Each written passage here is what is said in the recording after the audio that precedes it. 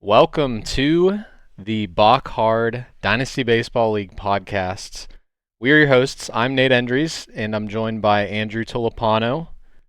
Fellas, nobody knows about this yet except for Kenny, who's kind of just sitting in here listening in on the inaugural episode with us. But we are launching a podcast for the Balk Dynasty League. We're gonna try to shoot for about a monthly-ish cadence on this.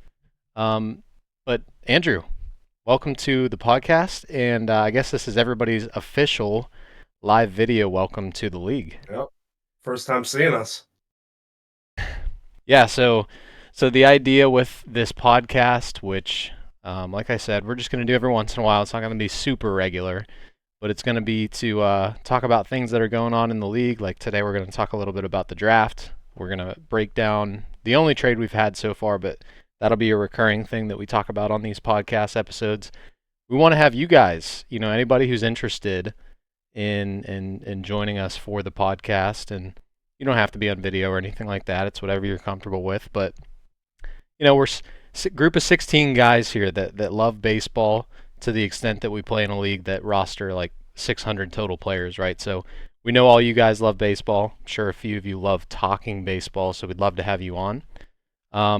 But without further ado, I know I introduced myself to a bunch of you. Andrew introduced himself to a few of you when we were kind of recruiting everybody and getting to know folks before we officially extended invites out to the league. But for those that I didn't get a chance to talk to, for those that Andrew didn't get a chance to talk to, we're going to introduce ourselves, give you a little bit of background. So like I said, my name's Nate Endries. I live in Pittsburgh. I am 26 years old. By trade, I do investments and financial reporting, so white collar desk job. Married with 2 dogs, and we bought our house a couple years ago here in Pittsburgh, so I think that's all the high level real life stuff for me. And as far as fantasy goes, I've been doing fantasy baseball now for about 10 years, and I think maybe got the common start that everybody did, where most people play fantasy football, and then the really hardcore people give a try to fantasy baseball, and I fell in love with it because there's, in my mind, a lot less variance, a lot less luck, since the samples are so much larger. And so it's been 10 years now. I started in high school and have loved it ever since. And my background was always in points leagues, which I still love because, to me, it's like the good players are just good, and not just for certain categories or certain facets of the scoring. They're just good. And I always felt that was the easiest way to kind of transition into learning the sport of baseball, and I still play in a lot of points leagues. So that's my background, but I've kind of not transitioned, but opened up and become flexible to playing in categories leagues over the last couple years. Andrew and I have done an NFBC league with each other for each of the last 2 years, which is roto, but still categories-esque.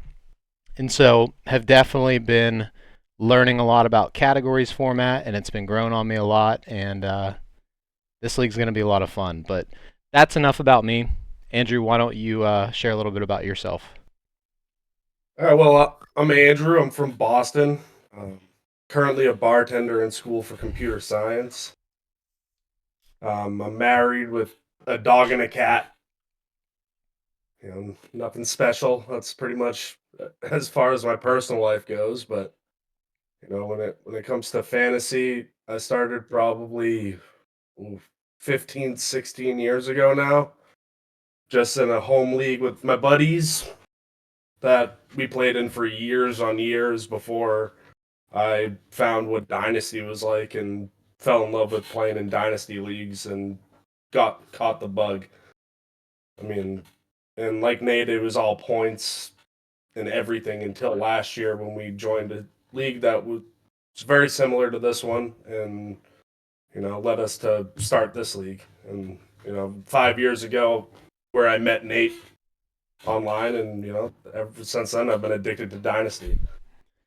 Yeah, and it's funny because you mentioned we met each other about 5 years ago now. I think it was around COVID when we first got linked up, and it was through.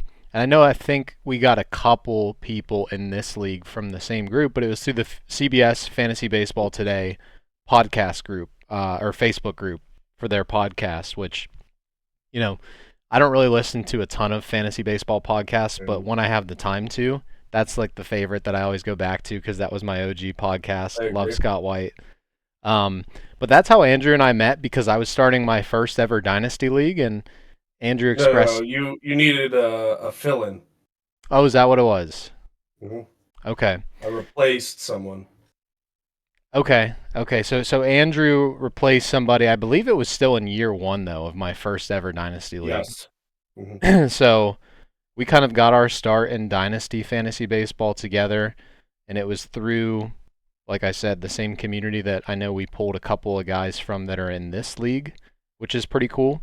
And then finally, I know maybe some of you guys saw the picture from a few weeks back. It's been 5 years. Andrew and I had never actually gotten the chance to meet up in person, with him being in Boston, me being in Pittsburgh, but I was up in Boston for work, so we finally got the chance to hang out. I mean, Andrew and I have we talk a lot and have Yep, basically for continuously sure. for 5 years now. So like we know each other really well and have been buddies for a while, but it was really cool to get the chance to meet in person and through this podcast, hopefully we were able to put more faces to names, and it just kind of become more than just a fantasy league with people that you compete against, but a cool little community here. So looking forward to that. But inspiration for the Balk Dynasty League. Okay, so what were we thinking? Why did we set up the league in the way that we did with, say like scoring, salaries and contracts versus draft and hold forever? Andrew, let's tackle that last part that I just said there. Why, do a salary cap league with contracts versus a straight draft and hold forever style dynasty league? So for me, the league we joined last year was salary contract league where like I it just fully like grabbed me. I've never been so involved in dynasty or in fantasy anything until that. Like it makes trading, more intricate. It people are more willing to trade, I feel like, because you're not gonna just take this player and you can just have them forever no matter what. No penalty, no like there's no reason to get rid of them. So it creates more fluctuation and then like free agency is a cool concept to have because it's more like real baseball rather than just like you have this player and you keep them forever. Like it just for me it just seems like a much more interesting way to run a league Yeah, personally. playing off of something that you said in there, like it's like running an actual baseball team, right? And I think that that's kind of the cool thing of the salary cap and contracts format as opposed to just even redraft, which is the total opposite of draft and hold forever. But salary and contracts is like the closest thing that you can get in fantasy in my mind. Like I know Kenny, who's listening here, I noticed that you play out of the park baseball. So right, that's like a video game sim of being a real life GM.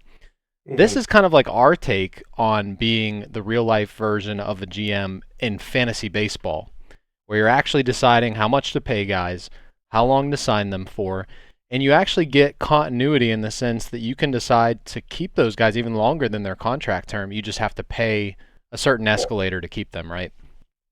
And to Andrew's point, that expiration on each player, that urgency that it creates, opens up. And I know we haven't seen too many trades yet, we've only seen one, but I promise it will open up more angles that you can think about creating a trade or talk deals with others than in a straight draft and hold forever league. Because you got to think about, like, okay, this guy for me is on an expiring contract. I don't really think that I have the talent on my team to win it all this year. It makes sense for me to trade him. Versus like in a hold forever league, maybe you don't feel like you can win this year, but you still feel like that player could help you win next year, 2 years In the from now. future. Yeah. But in this league, he might be on an expiring contract, so it might make sense for you to, there's an angle there for you to create a move for your team, which is a lot of fun. I think it's going to be a lot of fun. It just creates a different dynamic rather than, just sticking with your roster year after year after year. Yeah, I mean, it basically, at the end of the day, in my mind, it lights a fire because Dynasty, many of you who read Dynasty content, which I imagine is almost everybody here, you always hear, or at least I have always heard about this idea of you want to try to think about your team and your contention window in like a 3-year period in Dynasty. You don't want to value what a guy's going to do in 2029 here in 2025 because that's just so far beyond value that that player is actually going to deliver to you anytime in the near future.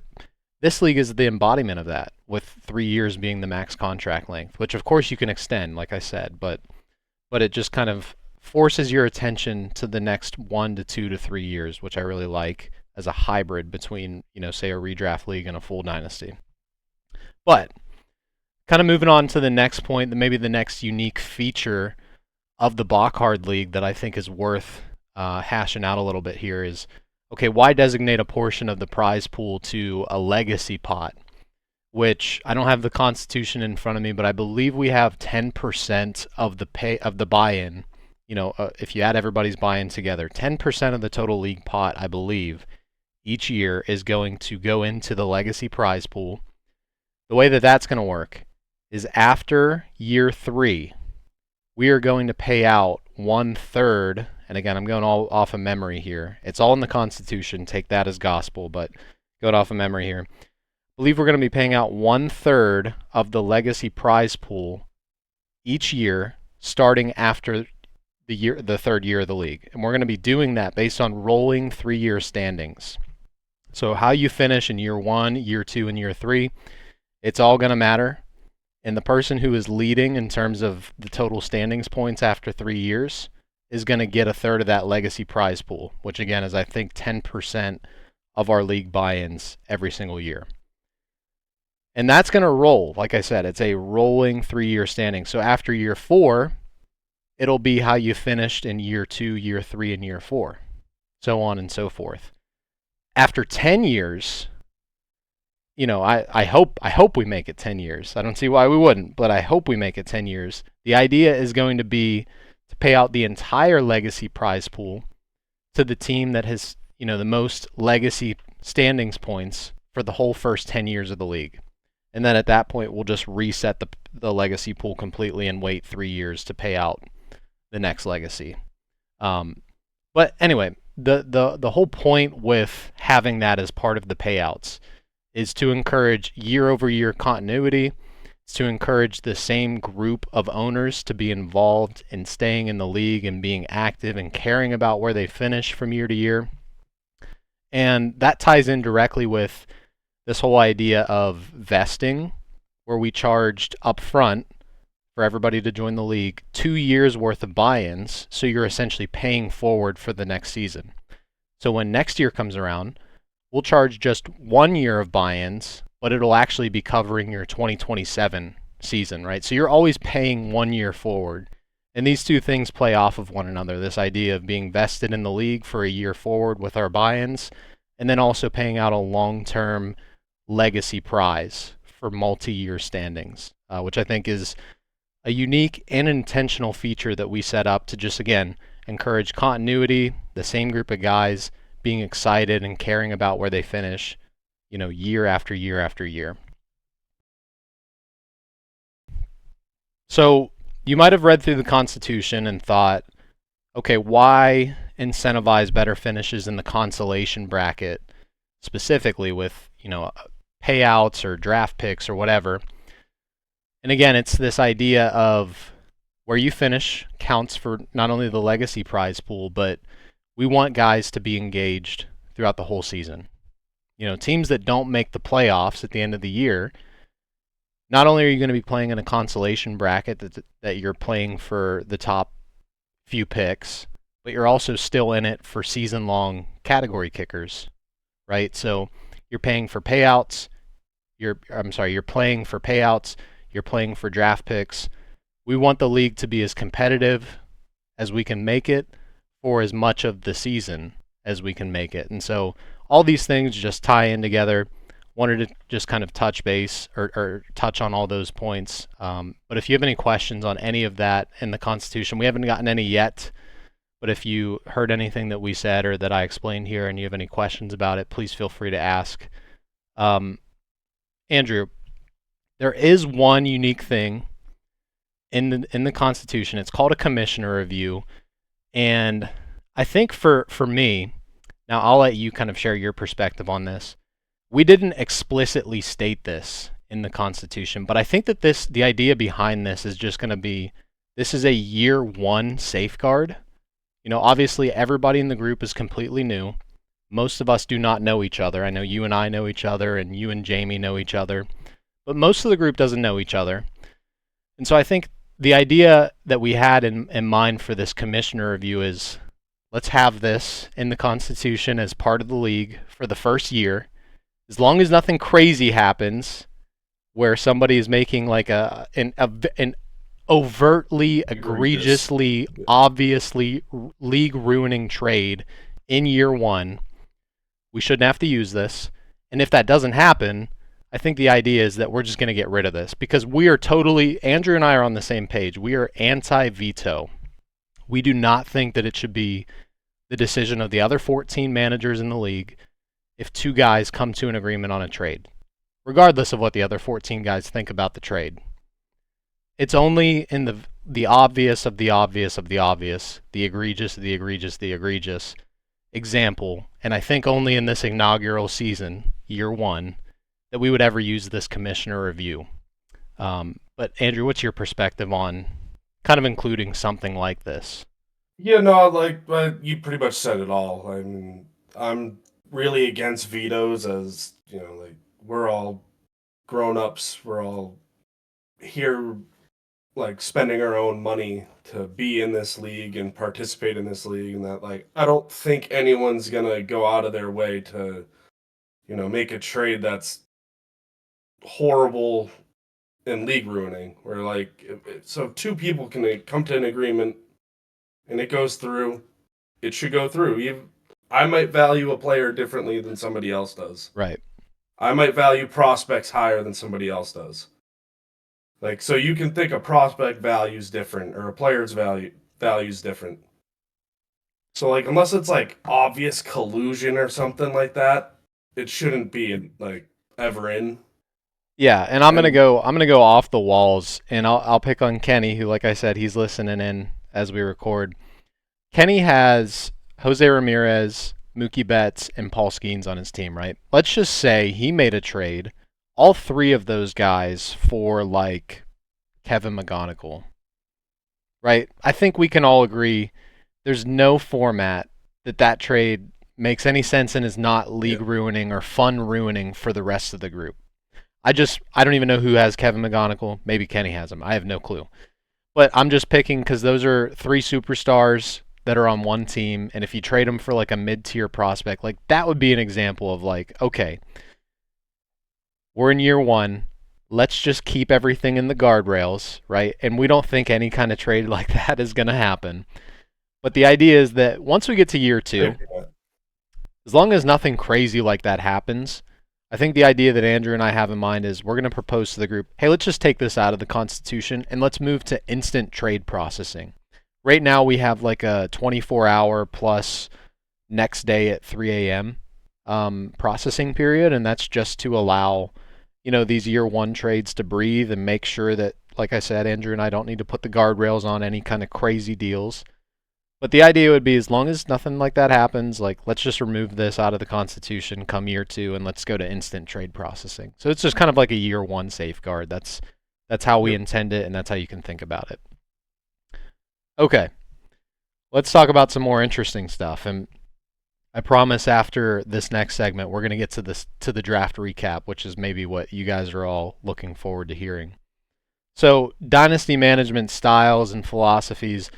Andrew, tell us a little bit about your general preferred approach when it comes to any kind of dynasty league, and then if you want to kind of highlight any nuanced differences when it comes to like a contracts and a salaries league, feel free. um honestly, I don't have like a very specific way, as for the most part all my leagues have been drafted pretty differently. Um some have been win now, some have been building for the future. some of them not successful at all. Like just so like some of it's a learning experience and still trying to figure out what I like. I mean, like in this league, I've prioritized younger players and not spending a lot of money, which I might already regret. I don't even know yet. We're too early in the season to know. I prioritize pitching, which has all gotten hurt already. Um, That's but how it you goes. know, yeah. So it really varies league to league. I guess it also depends on the build of the league. Um, I hold forever. I would probably focus a lot more on younger players and prospects because you have them forever. Right. Where something like this, and with the legacy pots, you want to be in the running every year. You want to compete every year, year in year out. So just a different style and change maybe my way of thinking there. I'm not sure. Yeah, I would say for me, like, and this is a very, very hard line to walk, but I don't know. I have the most fun doing it. I always try to go into a draft, like a startup draft, with the mindset of I want to be a championship contender. Perennially would be great, but for at least a few years, starting in year 2, which is a very like fine needle to try to thread. But the idea is like you try to get a I'll use terms that would matter in a league like this as opposed to a hold forever.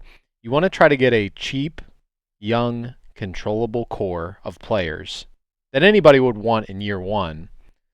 But then maybe after you get that core, after you feel like you have most of a core like that, instead of focusing on productive vets to fill around them, you start putting your resources toward whether it's future ammo, like in my case, I know I drafted a ton of prospects, but also some of those prospects are probably going to be trade ammo. Or it could be guys that are hurt for half of the first year. So like Yuri Perez and Kyle Bradish for me. I'm sure that other people kind of did a similar strategy. I just don't know everybody's teams off heart yet, and obviously I do know my own team. So I'm just highlighting examples of players that kind of fit the mold Yep. that are on my roster. But yeah, instead of focusing your resources on, like I know one guy that's had a hot start to the year that's older is Nate Evaldi, or like a Kevin Gosman, who actually is at a pretty big discount relative to what he's provided so far. I didn't really go for those kinds of players in the draft because, by the time I'm going to be looking to be one of the championship contenders, they might be in the final year of their deal, or they might be 36, 37, which they could still have great seasons for, a couple more years, but I just erred kind of on the younger side and tried to thread that needle of like, I want to be able to put pedal to the floor come year 2. So that's my favorite strategy in any Dynasty league. I tried to replicate it in this league. We will see how well it goes. But as far as like any styles that I don't think are going to work in the Balk League, I know, Andrew, you mentioned like going all youth. Yeah, I would agree going all youth. Probably not as big of a payoff in this league just because of the focus How long it takes to get the roster. How long it takes to get the roster and how the prize pool kind of prioritizes competitive timelines. Like I said earlier, it's prioritizing the next 3 years, right? So if you're building with a ton of guys who are going to be studs, or you hope they're going to be studs in 2030, well, you're not going to have much of a chance to win any kind of legacy prize pool payout until like year 8, until your team starts to get going for like 3 years in a row. So that would be maybe the only one that I would caution against that maybe would work out in a traditional draft and hold forever dynasty. Yeah, I agree. Okay. It's funny because you're talking about the way you built your team, and I feel like if people, paid attention to the draft, they could realize we play in a lot of leagues together, probably just by the way we drafted. Like it, I'm not saying it was exactly the same, but it had a lot of similarities. Yeah, like very philosophically similar approach. I don't think. Again, I don't know. I don't even know your team necessarily yet, Andrew, but I'm pretty sure you don't have any very, very, very high dollar contracts. I think my most expensive is 35. Yeah, and I think mine's 33, something Mm. like that. So yeah, just inherently right there, you can tell that Andrew and I guess, not like we talked about this beforehand, but just naturally, resource allocation during the draft was pretty similar. All right, well, let's stop beating around the bush. Let's talk about the draft. Andrew, who's one guy on your team? And we're going to talk about everybody else's team or try to touch on other people's teams here in a second, but we're going to get it out of the way talking about our own teams first, just with one quick note on, who is one guy on your team, Andrew, that you had to have during the actual draft. Now, how they've performed since then is a different question, but who's the one guy that you had to have coming out of the draft?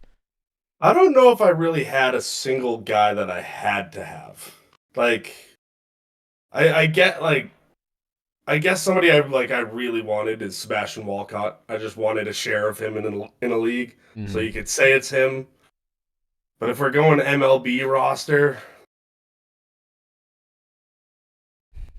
it's probably Jackson Holiday. Like I think he's really going to pan out eventually, and that same thing with Walcott. Like I just wanted a share of Jackson Holiday somewhere, so I feel like overpaid a little bit for him, but I wanted him, so I went out and got him.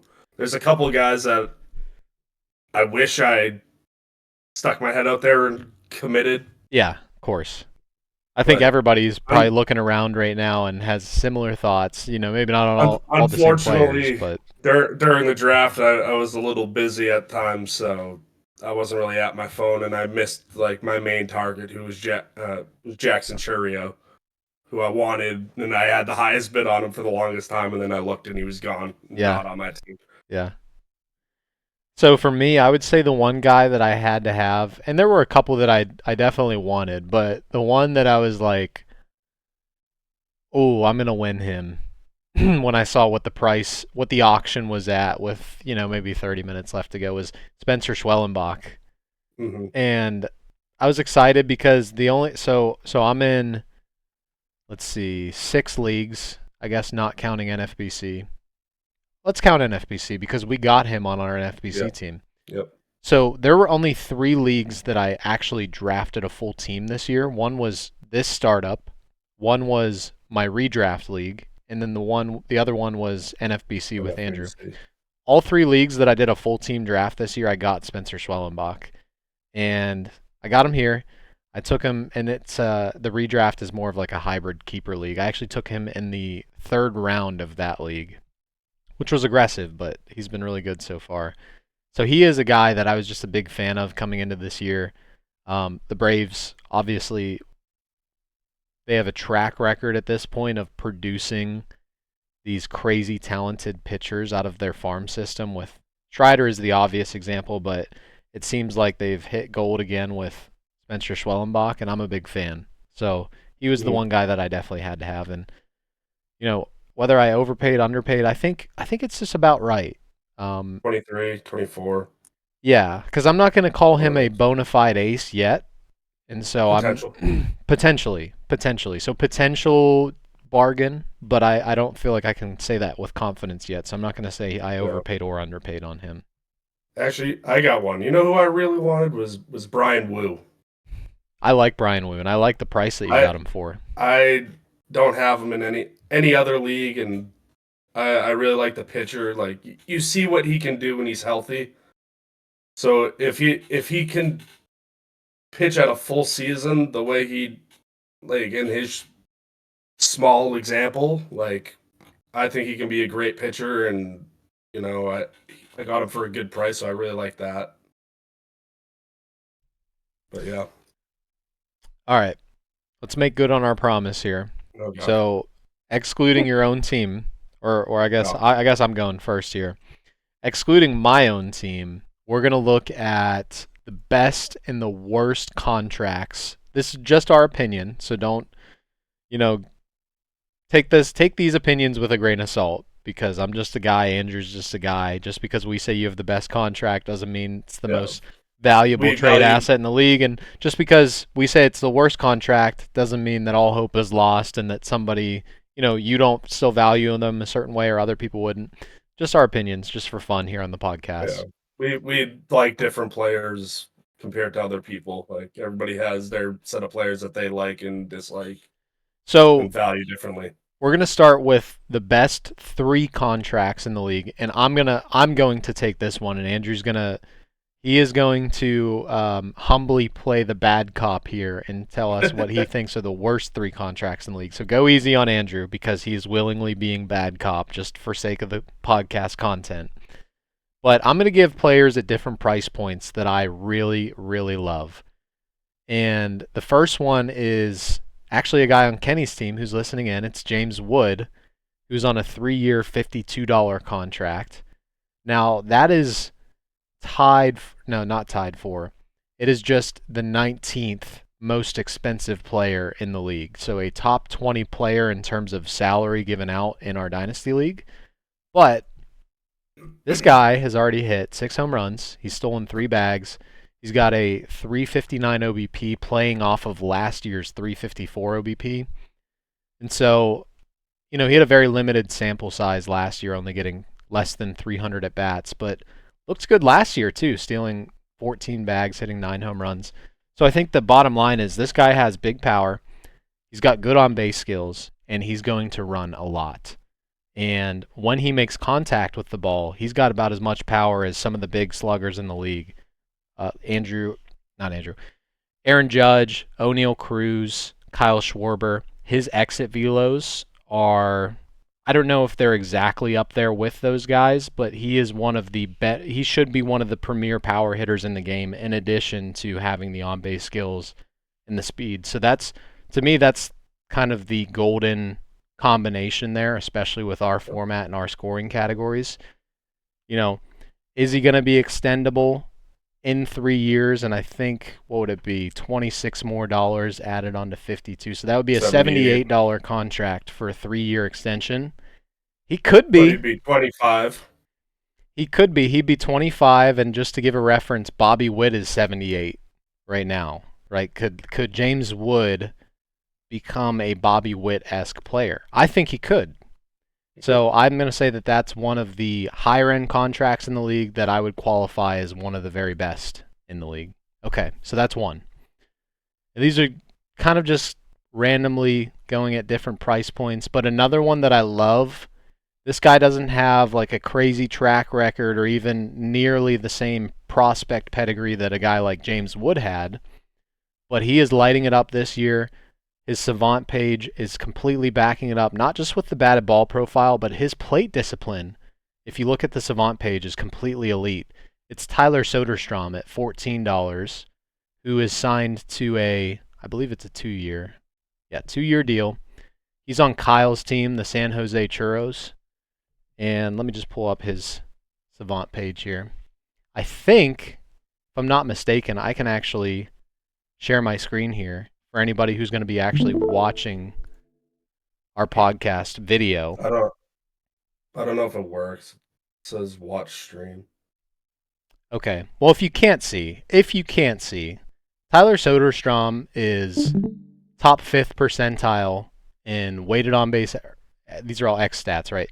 Weighted on base average, slugging percentage, barrel rate, and then average exit velo, expected batting average, hard hit percentage, launch angle. He's about top 80 or top 15th percentile in all those. He's got a 11% walk rate to an 18% strikeout rate. And for me, like, I don't know what the hard and fast golden rule is, but what I like to do is if a guy's strikeout rate minus their walk rate is 10% or less, to me that is a very quality on-base guy. Or if it's not an on-base skill, it means he's not striking out that much, right? So there's just not a big differential between the strikeout rate and the walk rate. So that one is kind of projecting forward. Maybe I'll be completely wrong about it, but it's projecting forward what I think is some serious staying power with the production that he's put up so far. But yeah, Tyler Soderstrom is I'm not going to call it my second best contract in the league, but he is a top 3 contract in the league for me thus far based on what we know today. The last contract I would say, for my top 3 contracts in the league I'm going to go to a pitcher here, and I just need to sort through.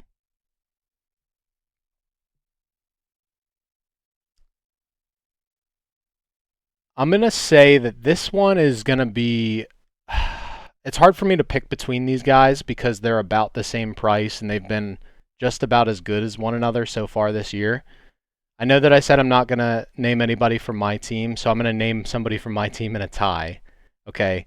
It's going to be Drew Rasmussen of the Rays, which I know you weren't expecting that name, but tied with Jesus Luzardo of the Phillies, right? So Jesus Luzardo, longtime kind of forecasted ace as he was coming up with the Athletics first. Then he got traded to the Marlins. Now he's traded to the Phillies. He has shown great potential before in spurts. He's also shown to be terrible in spurts. But this year, with a great team behind him, he's looking really good. The strikeout rate's really good. Drew Rasmussen, I just love him. I just love him. I'm not going to brag on him too much, but he's a Ray. He's a Ray. He's filthy. The only thing that you're concerned about with a pitcher like Rasmussen is health, and are they going to let him pitch deep into games? You know, in our format with the quality appearance instead of quality starts, it's a little bit easier to get by, but you would still prefer 6 innings rather than 5, which is basically what they let him go, even if he's nasty. That's any Rays pitcher, really. But those guys are in that $8 to $9 range. I know Luzardo's signed for 3 years, so kind of advantage to him there. Where Rasmussen, I only had the nuts to sign him to a 2-year deal.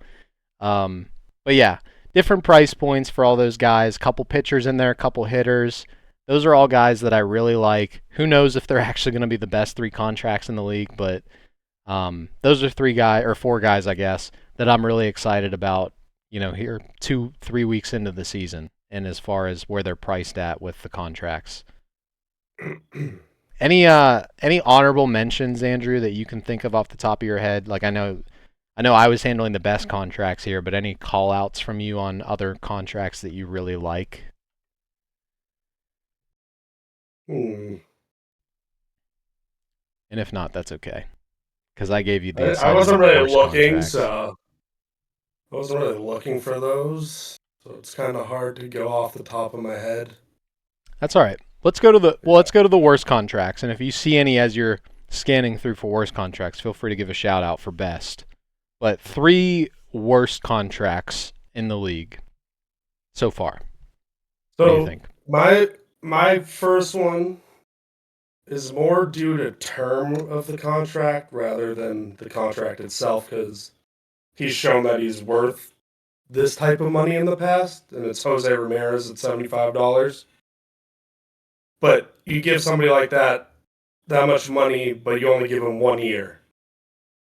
So instantly he's going to be a free agent again next year because you're not going to extend him for 3 years after that.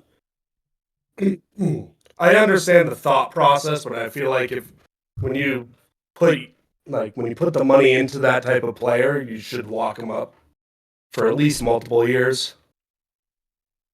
Yeah, and in the interest of transparency, I think everybody understands how the contracts work, because we did not really get many questions on them, so I can only assume that everybody is comfortable with their understanding of how they work. But just to kind of give an example of how you could play a guy like that, where you're, maybe a little bit nervous about the age risk and a guy dropping off after year 1, you could sign him to a 2-year deal.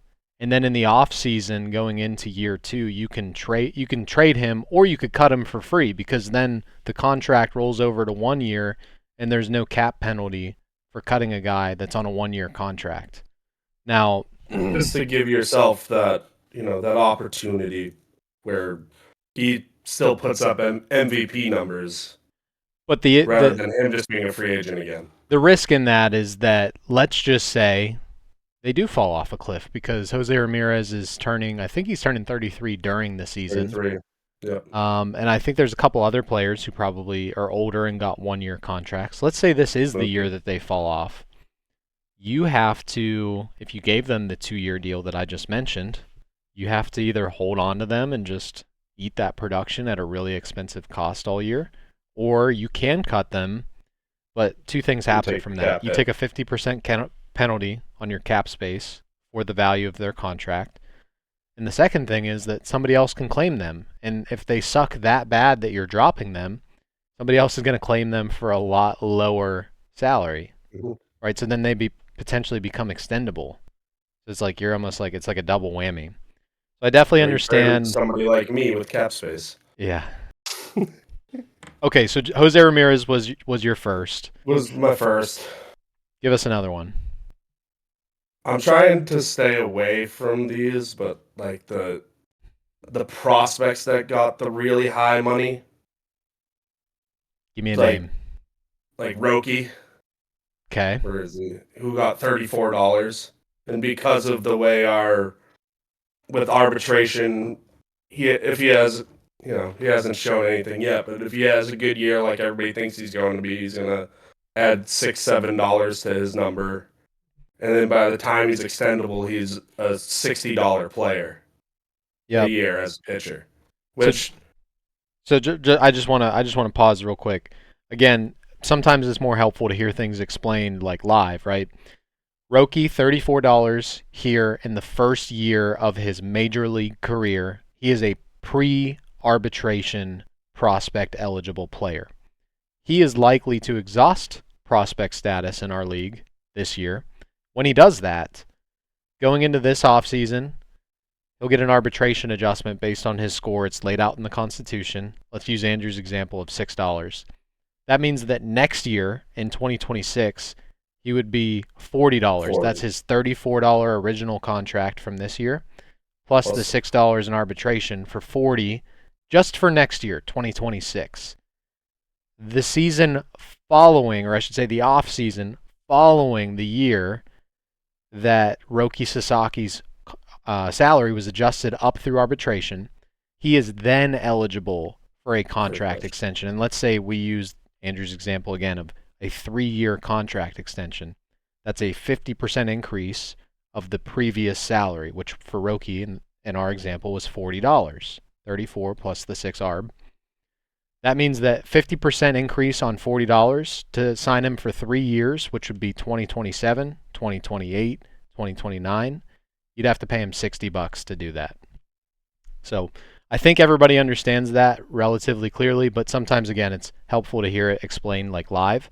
So I just wanted to interject that point, but keep going, Andrew. So I mean, I tried to avoid spending that type of money on those types of players, but also, with the little experience I have, that might be why. I'll put it, and I'm gonna keep playing devil's advocate here. Yeah, go Not right not. ahead. I actually agree with you. I actually do agree that it's pricey for Roki, and that's not necessarily how I would want to allocate that much money. But you could. I don't know who owns him in this league, but whoever does, let's say that they thought he The was going to be Shockers, okay. The Shuckers. I think that's Brad. Brad. So let's say Brad thought he was going to be an ace this year, or he'd be an ace starting like second half of this year Yep. and all of next year. Would you pay $34 for ace caliber Yes, production, right? absolutely. Would you pay, based on how some of the other aces are being paid in our league, $40 for ace caliber production? I think that's justifiable based on Yeah. how some of the other pitchers are priced in our league. There's no obligation for Brad to extend him to that Yeah. contract after ARB. What he could do, not against the rules, he could use him for the $34 this year. He could use him for the $40 next year, and then he could drop him after 2026 Yep. and win him back in phase 2 of our free agent auction draft going into the 2027 season for, let's say, $42. He wouldn't have to pay the full 60. He would just have to make sure that he outbid everybody else in that free agent auction. And by doing that, he got 2 years of, we're making an assumption here that Roki Sasaki would be an ace, but let's just say he is. He would have gotten 2 years of ace production for about market rate. Then he gets to cut him and win him back at market rate for more production. Nothing against that rule, but Andrew's obviously speaking from the perspective of signability, at current contract prices. extendability, Right. which is something I value. Maybe I Yeah. value it too much. I don't know. So I think to that's a me, I think that's that's a good one though. That's a really interesting argument. So I'm glad that you brought up Roki Sasaki. last would actually be a player on my team, but since we're not supposed to do our team, I'm not going to do it. Um, It's Jurickson Profar, for it is anyone Jurickson wondering. Profar. It's a terrible contract. I don't know why I did it. I regretted it after I did it too, before the steroids. Um, so there's that. Um, my last one.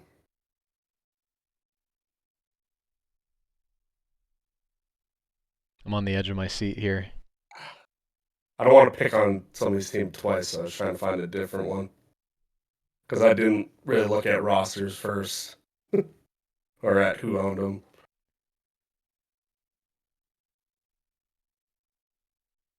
I'm just gonna do it. Mark Vientos. I just went during the draft. I thought he went too high. I thought he was probably worth closer to 20, and he went for 31. You know, he's just yes, he can hit a lot of home runs. He's in a good lineup for RBIs, but it's expensive for a guy who's going to strike out a lot. And I mean, he has a lot of potential, but it was a 1 year showing. So for me, I just don't like that contract. No homers yet this year, No, curiously. Curiously. He's not off to a good start, but I'm generally a downer on Mark Vientos. Spoiler alert, it's because I'm a points league background guy, and guys who strike out a ton are not the most valuable in points leagues. But I'm willing to give Vientos a little bit more time before I me too. kind of decide on just exactly how valuable he is in this format. I just thought it was a little pricey. That's all. I don't. Yeah, I yeah. I don't hate the player or anything. And you'll It could also be a great notice, value. yeah, you'll also notice that basically all the guys that Andrew picked for worst contracts are over $30. And two of the three, or I guess three of the four guys that I picked are or were under $20. Actually under $15, right? So obviously a little bit of a trend here where Andrew is picking guys that he thinks are pretty pricey and have the potential to bust or bottom out, or I guess to your first point, didn't get signed long enough for the amount of resources that you invested in them. And I'm on the other side picking best contracts, guys who have the potential to be huge bargains based on what they put up. So, Well, I it's also just feel like when you're looking at not maybe not necessarily maybe bad isn't the right term either, but like the cheaper you go, it's more reasonable. You know what I mean? So like it's hard to pick a lower contract and be like, that's a bad deal. yeah. Okay.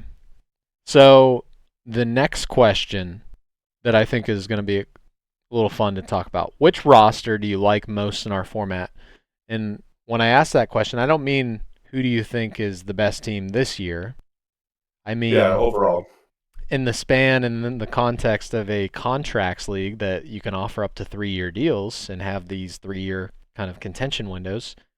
Whose team do you like the most? Ooh, it's a tough one. I'll go first. I'll go Yeah, first. go ahead. The team that I like the most, and this is a little bit of a cop out, but I think it's the team who built most similarly to me.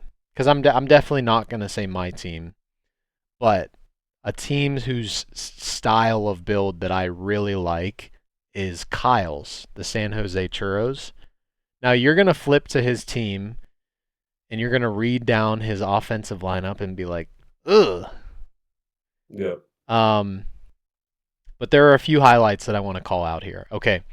He has an offensive superstar anchoring down his lineup in Shohei Ohtani. Potentially too. Potentially two. Well, you're talking about Wyatt. Soderstrom. No, Or Wyatt. Langford. Yeah, I didn't even see him on the IR. But yes, potentially two with Ohtani and Wyatt Langford. He has a guy who I obviously have a very high level of belief in that has some production staying power in Tyler Soderstrom at a very cheap price.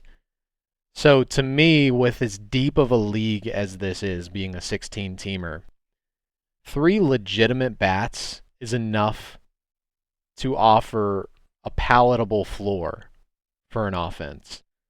So I like the Yep. bones. I'm not going to say I like the rest of the offense. I don't.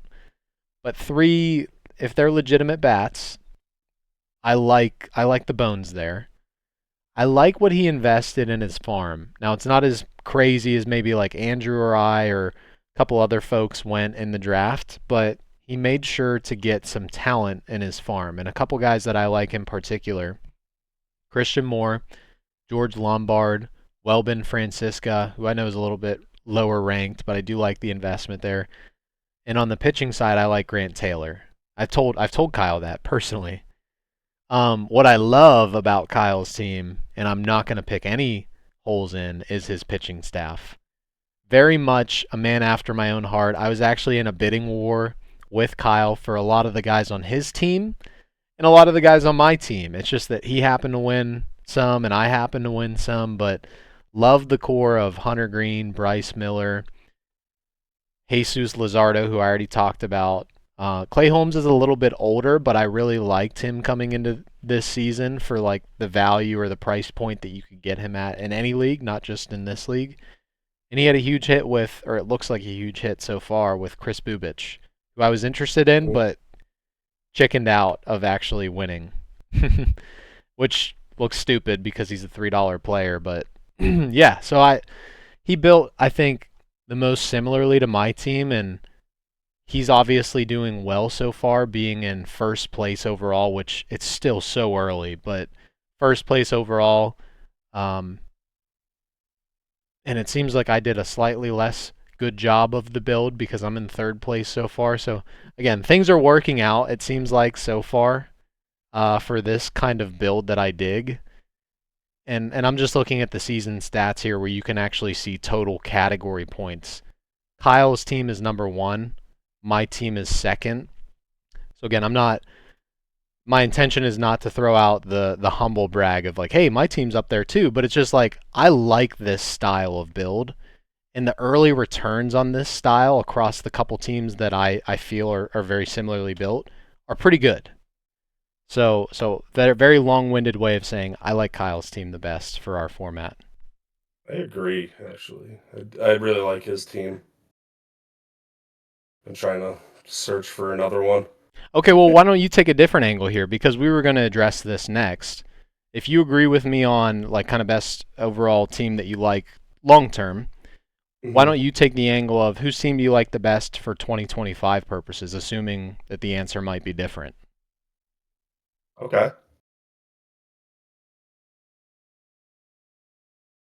Also tough.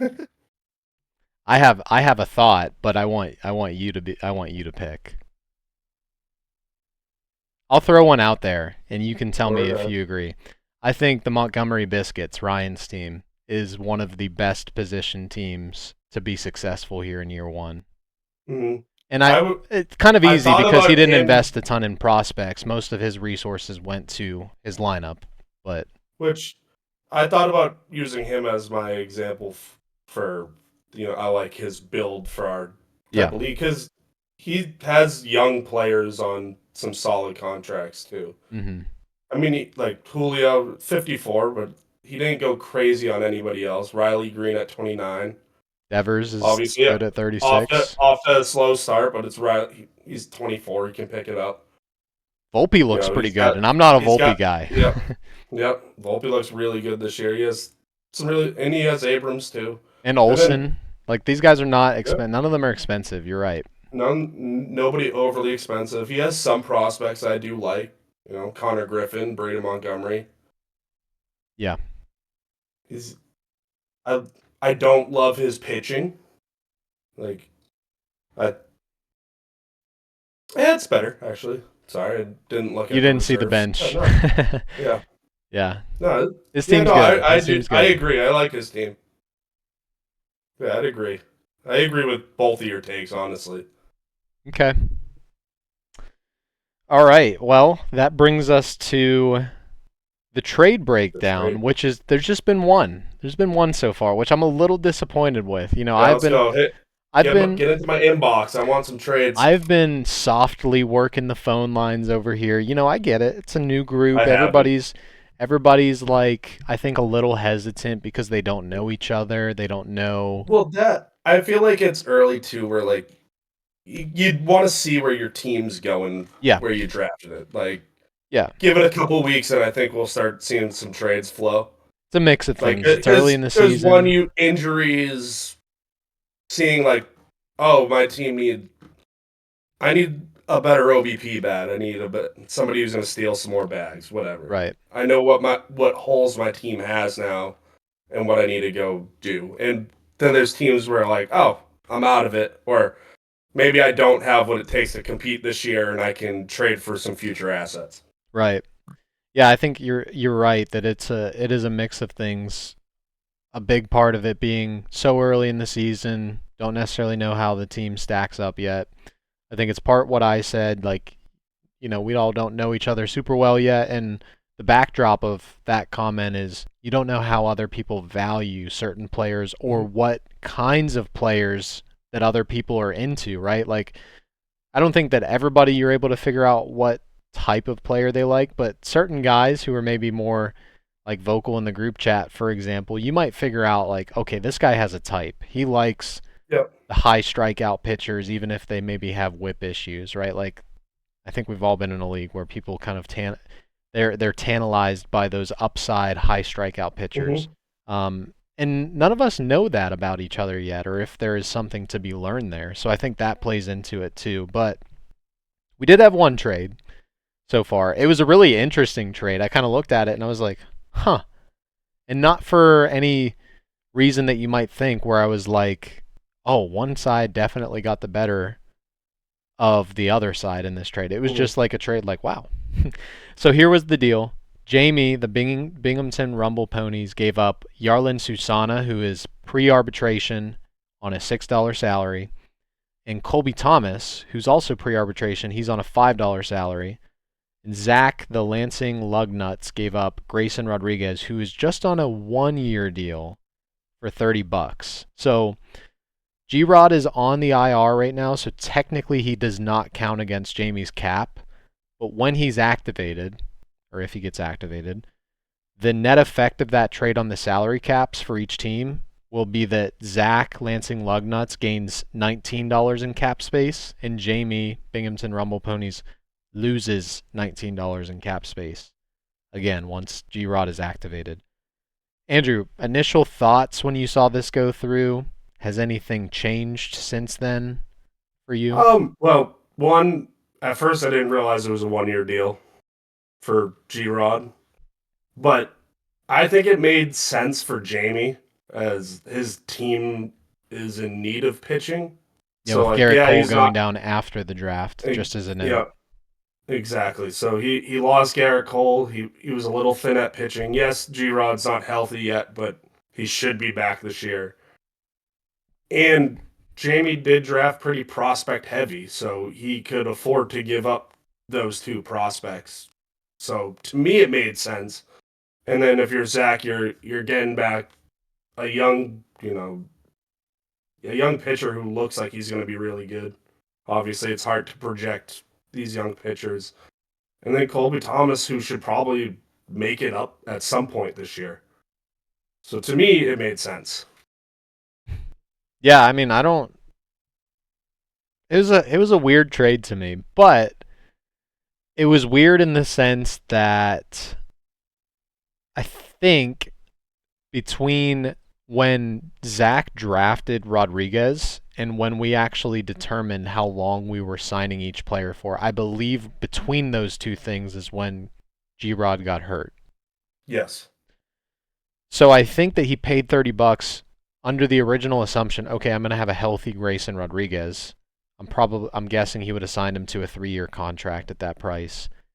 And I don't know, to me it kind of seemed like, okay, buyer's remorse. Obviously, like you're not thrilled that your guy that you drafted got hurt.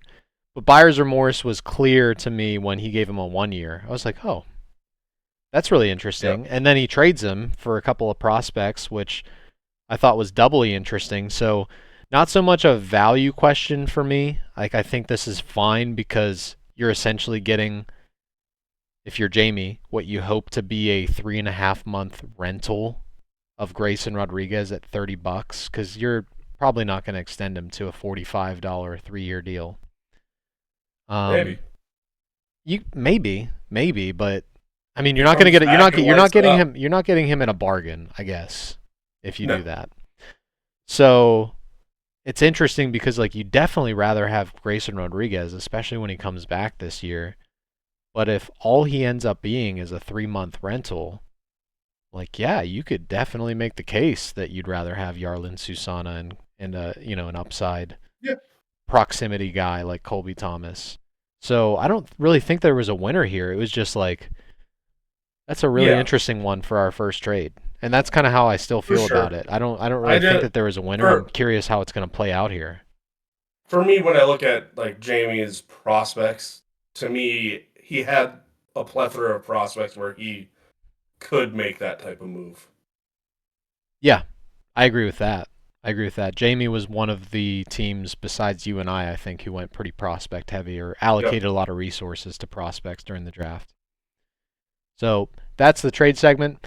I can't promise, depending on how crazy our trade market gets, that we're going to cover every single trade on this podcast, especially if we're doing this podcast like once every month or month and a half. If we get a period where there's 10 trades, we might not get to every one of them, but We'll highlight the.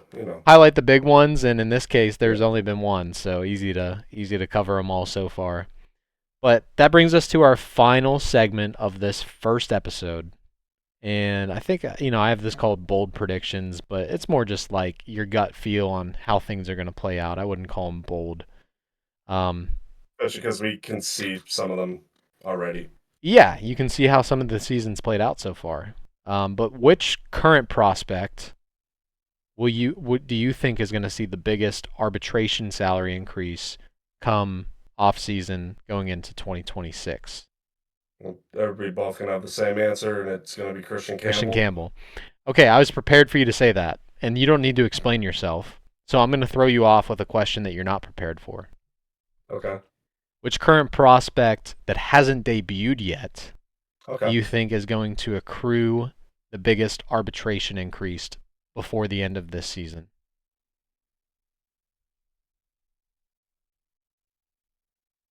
One sec for me. I'm debating if I want to take the other Red Sox. I think there's a couple candidates that have been getting hype on Twitter. Roman Anthony is Ah, the guy that Andrew referenced. I think there's yeah. a couple Nick first Kurtz. yeah, a couple first base prospects that have been getting a lot of hype. Nick Kurtz is the one I'm going to go with. So yeah, I would say if I had to answer that question, I'm not going to. I'm going to cop out here. But if I had to answer that question, I agree with you. It's probably between like Roman Anthony, Nick Kurtz, and Jack Caglianon. I think that's how Cagliano. you. I don't know how you Yeah. pronounce his last name. There's a double N there at the end. It's like Caglianon or something like that. But Yeah. those would probably be between those three for me. Okay, which player? This is going completely on the other side. We're talking about young guys right now. On the other side, talking about the old guys. Which player do you foresee having the most contract term risk due to a potential future drop off? So you talked about Jose Ramirez not being signed for long enough. This is basically asking who's the guy Somebody that's who's older and who do you think maybe got signed for too long? Anybody stick out to you there?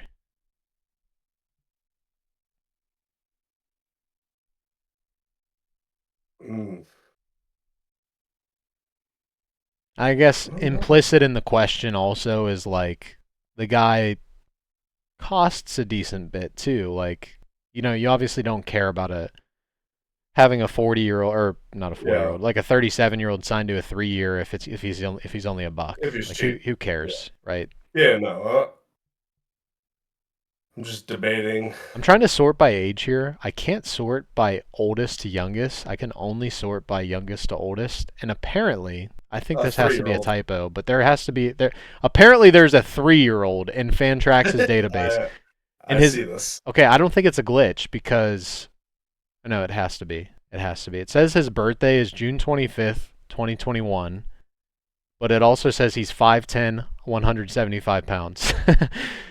That is a Hey, gigantic baby. that's crazy. But I can't That sort by thing's gonna old be a to young. behemoth. That stinks. I'm trying to take like recency bias out and not say a name because like obviously we're a little bit into this season. Okay, Like, well, I, I, wa- who are you I want thinking? I want to say Lindor, Okay. I did not think that's the direction you were going to go. but who did you think I was gonna say? I thought you were going to say Freddie Freeman. It's a 2-year deal though, so he's Oh, droppable I at thought the end I of the okay, year. yeah, you're right. You're right. I thought he was on a 3-year. To be honest with you, now because of how good he looks, this might be a completely asinine statement, but of all the mega contracts, I think the guy that maybe fits that profile more than any of the others is Aaron Judge. You're not worried about him. I'm not No, really worried about him either, but the like bat's gonna play no matter what. here's okay, hear me out though. Giancarlo Stanton was the league MVP in what, 2016 or 2017? Mhm. 59 home runs. Look at how poorly he has aged, being about the same size as Aaron Judge Yeah, in about the I same just shape. yeah. I'm I don't know. not I just look I at don't think that's Aaron going to Judge happen to and his Judge, but body and like I don't know, I don't man. know. It, What was it? It wasn't last year, or maybe it was. It was within the last 2 seasons. He was out for like a month and a half because he ran into a bottom of a concrete wall with his toe wrong. yeah, It's like, but I eh. don't think eventually he might just be a DH. Yeah. So Put it this in way: in fantasy, I think his bat's always gonna play, his bat is absolutely going to play. So which I'm is why obviously I approaching don't. this angle with the injury risk. Yeah, You know, I'm approaching with the if we injury want to risk go angle that here. way, then let's go Ronald Acuna. Yeah, I guess, but he's not. No, Well, he's 20. He's in this other league that we 27, this other but league that we referenced, he went for like what, $108. yep, He went for about half, almost half that here. yeah, That's a little which less risky. seems like a steal to me, but Yeah, injury risk, 2 ACLs. right. Already talking about him not running as much. Anyway, lots of interesting stuff. Hopefully you guys enjoyed. I know the first half of this episode was kind of more background and administrative and like philosophical, right? But that's really only going to happen for this very first episode. We just kind of wanted to introduce ourselves, talk a little bit about the game and the strategy of the game before we kind of got into the nitty-gritty that you all wanted to hear. So, expect more of what you heard in the second half of this episode going forward. Like I said, we would love to have, one or multiple, or I guess a rotation of some of you guys in the league on the podcast throughout the year. So please reach out to us or put it in the podcast channel that I just created if you have any interest in coming and joining the next podcast, which we'll probably do, I don't know, sometime in Yeah, or if you have end of like May or June or something any like that. any recommendations on things we should talk about or Yeah. Yeah, exactly. This is for you ideas of guys. things like so we're open to it. This is for you guys. It's not like we're gonna be going Spotify top 10 playlist here with our specific Dynasty Baseball League podcast. So this is just for fun and just for you guys. So please have fun with it and making suggestions and coming on if that's something that you're interested in. So looking forward to talking more baseball with you guys. Looking forward to making my first trade of the league. I'm not sure Yeah, get when at that's me. going to happen, but I am definitely looking forward to whenever that is. Uh, Everyone's available. yeah, same for me. Nobody's untouchable. Everybody has a price, right? That's my philosophy with Dynasty. So thanks for listening if you listen this far, and we will look forward to catching up on the next one.